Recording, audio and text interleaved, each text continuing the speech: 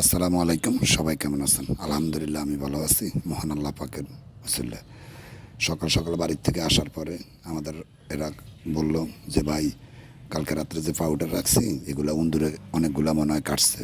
হঠাৎ করে গোডাউনে আসলাম, আইসা দেখি উন্দুরে অনেকগুলা পাউডার কাইটে ফেলছে। তো এখন চিন্তা করলাম কী করতে হবে।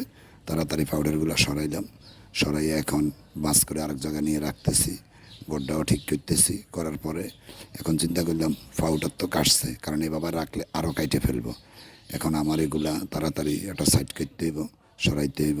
তো তাড়াতাড়ি অন্য জায়গায় সরাইলাম, সরাইতে দেখি বস্তাগুলা কাইটে ফেলছে, অনেকগুলা পাউডার কাটছে যা আসলেই নষ্ট হয়ে গেছে।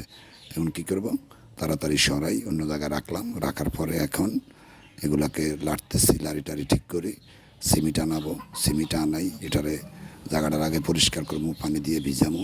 ভিজানোর পরে তারপরে কণা আনবো, বালু আনবো, সিমেন্ট আনবো, আয়না দিয়ে মিলাইয়ে তারপরে এগুলা ডালি ডুলি মাছ করে মিলাই দিতে হবে। কারণ আজকে যদি এটা ডালাই না দেই মাল থোয়া যাইব না।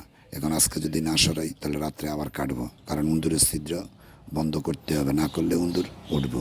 এখন দুইটা জায়গায় ছিদ্র ছিল, দুইটা জায়গায় মোটামুটি সিমেন্ট বালু কণা দিয়ে মিলাই বালা মতো ডালাই দিয়ে দিলাম। এখন আশা করি আল্লাহ যদি চায় তাহলে আর উন্দুরে উঠবে না।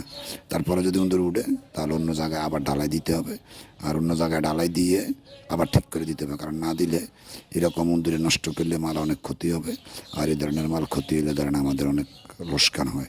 কারণ এখন বর্ষার দিন উন্দুর গোডাউনে ঢুকি অনেক মাল নষ্ট করে, সবটা ঘরেই একই অবস্থা, একই রকম, সব উন্দুরে নষ্ট করি, কীর্তিসিদ্ধি করে ফেলে।